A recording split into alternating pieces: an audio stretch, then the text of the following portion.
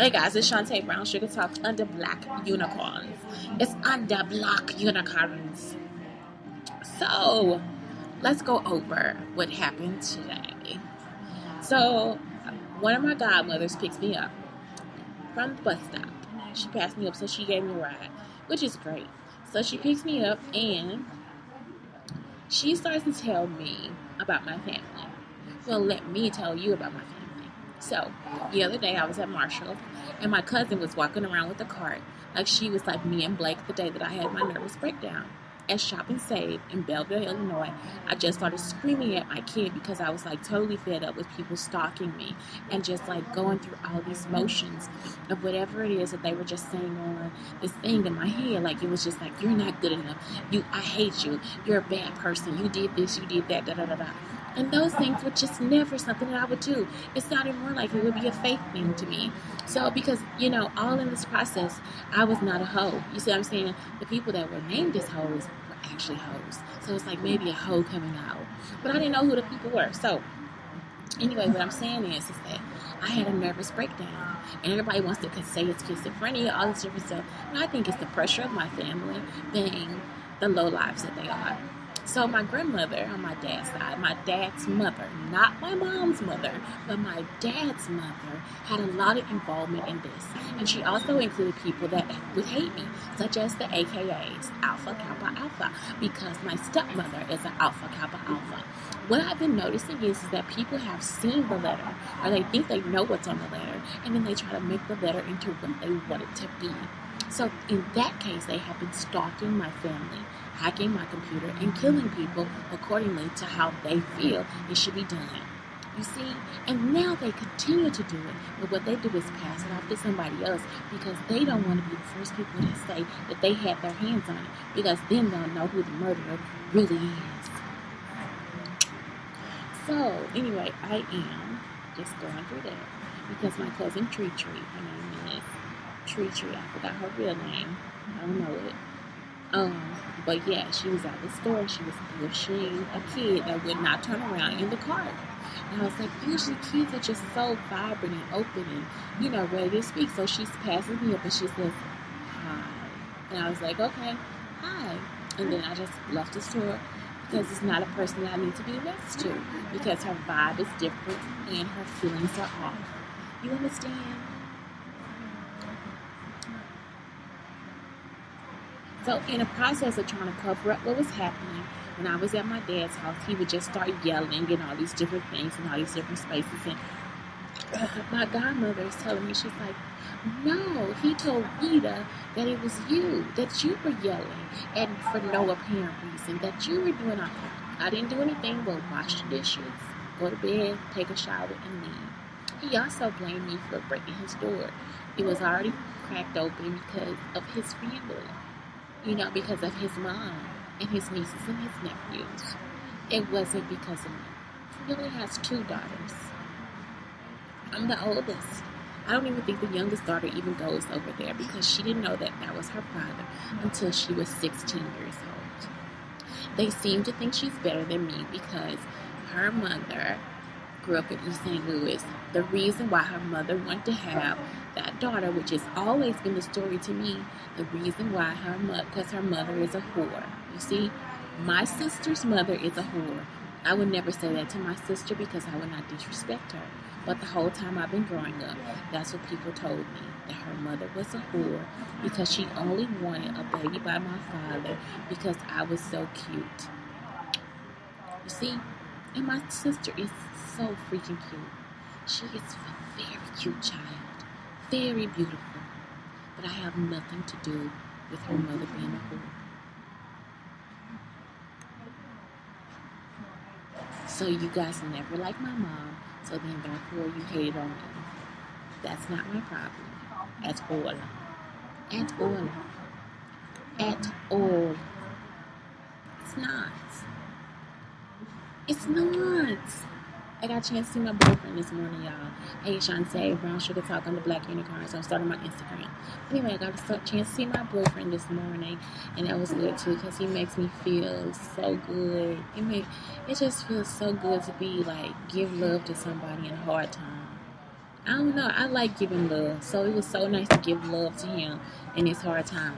I am still going over. It's 5 minutes in my show. I'm going to keep going. I'm still going over Sharon Jones' Burn After Writing. Y'all should not have ever recorded me in my apartment. Family or not, my life is not your business. It's really not.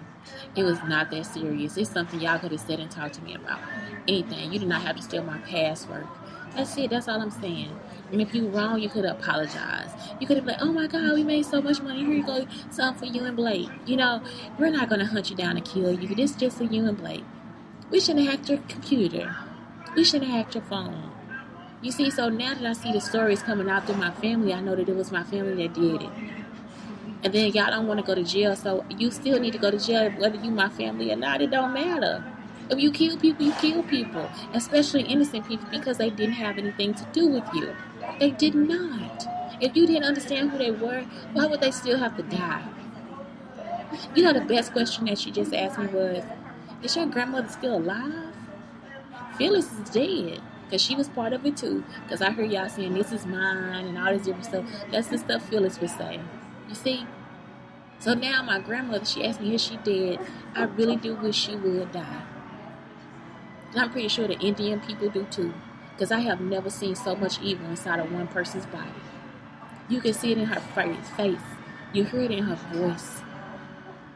You see, that's why she could never hurt me. The devil is so bland and inconspicuous.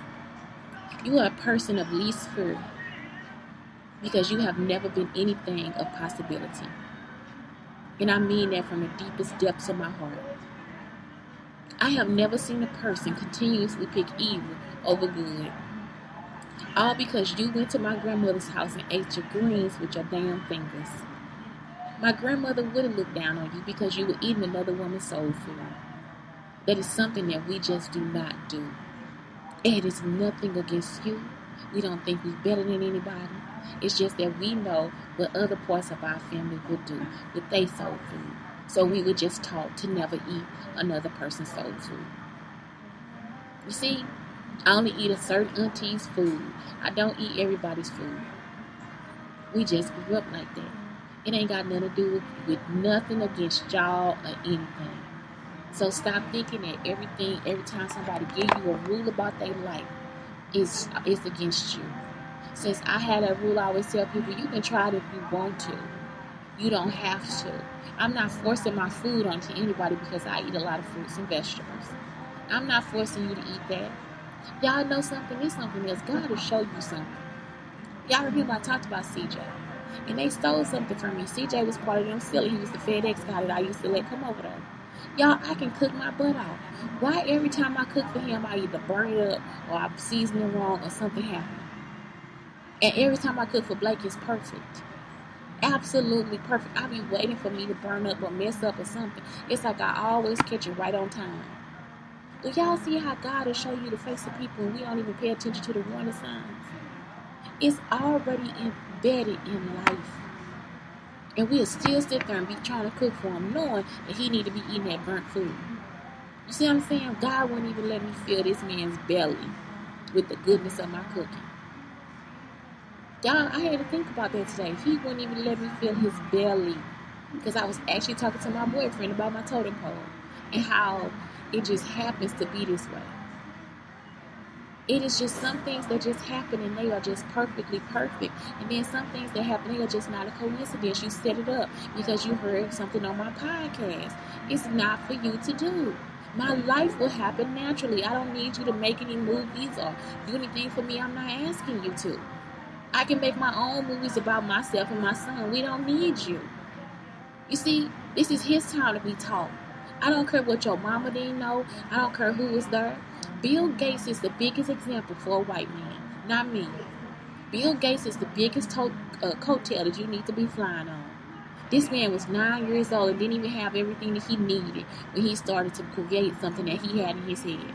He created it and built a company with a damn good computer. You understand what I'm saying? It is. Y'all, I had a Dell for 12 years. A Dell laptop. I think it's still upstairs in my daddy's room running because they stole it too.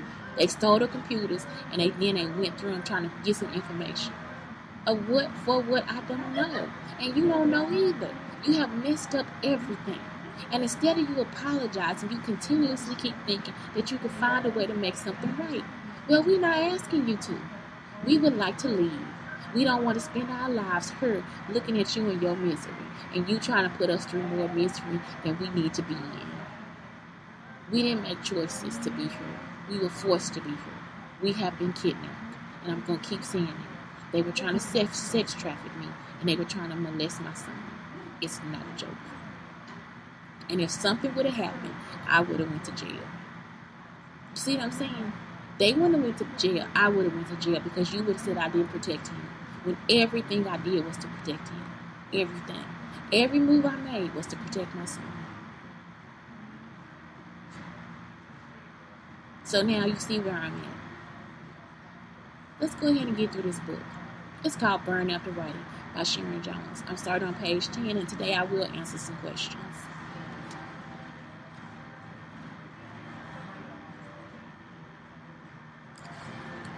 Okay, so it says, my parents were open and friendly to other people.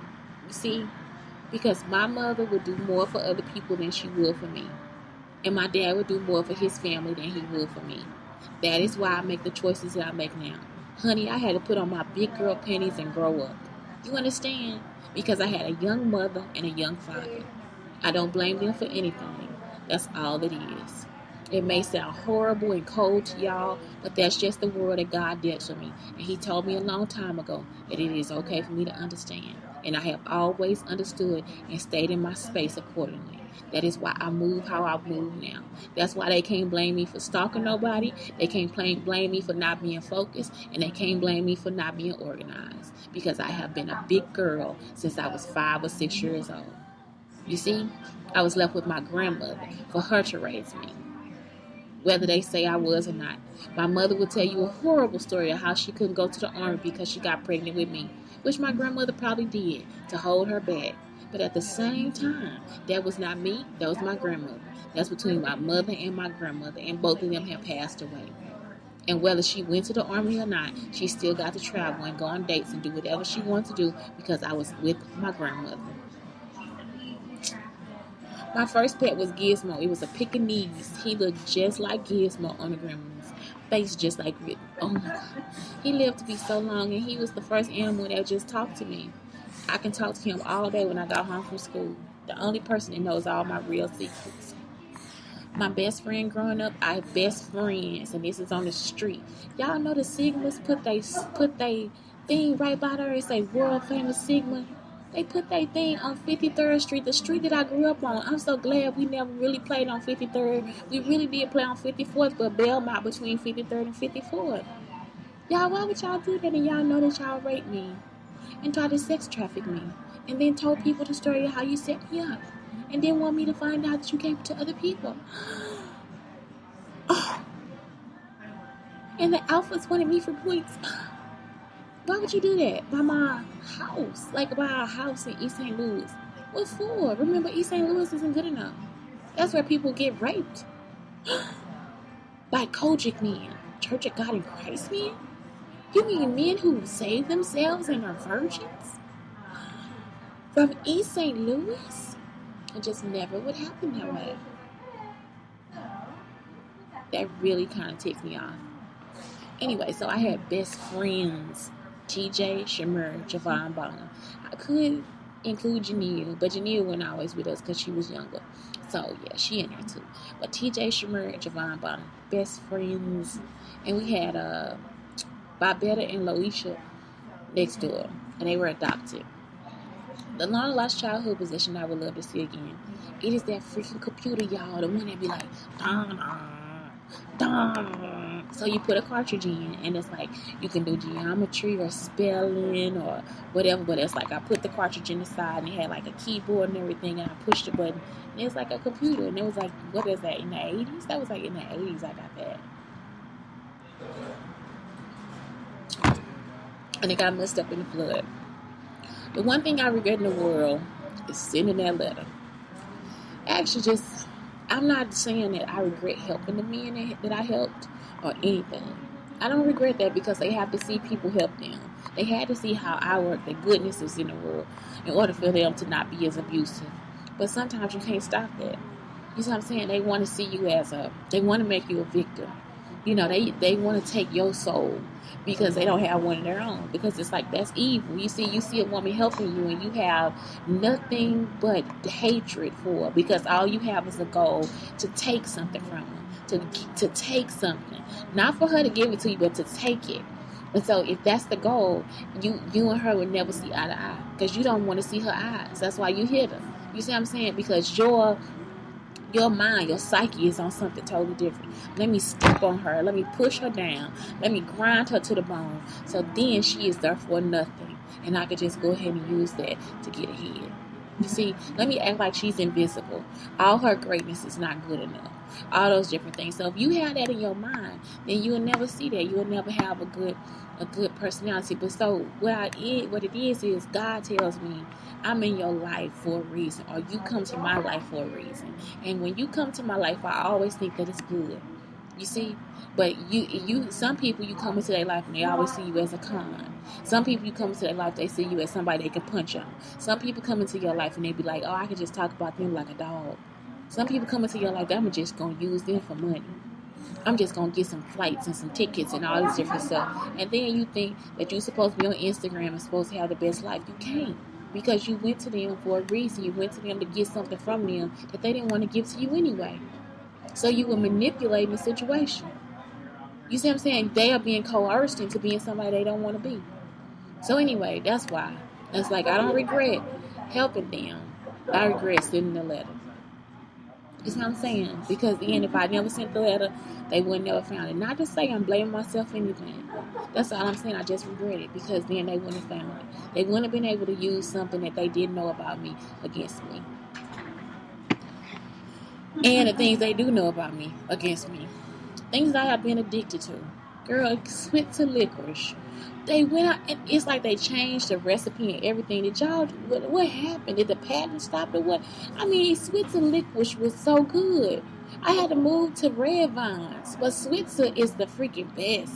I think they still might have it in California. I looked online and everything, and then when I finally got it, it was gross. It's not even the same.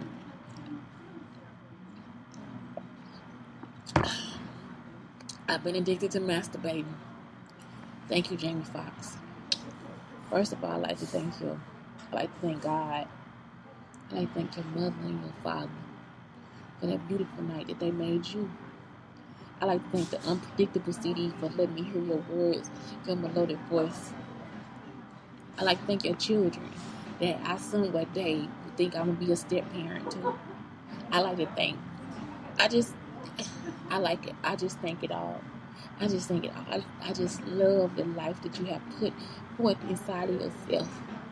Just for me to feel like I could be close to you in any way. I like to thank your back and your shoulders. I like to thank your chest and your arms. I like to thank your neck, your lips and your freckles, and your forehead too. You know what I'm saying? I just want to thank it all, Jamie. I like to thank it all. Thank you.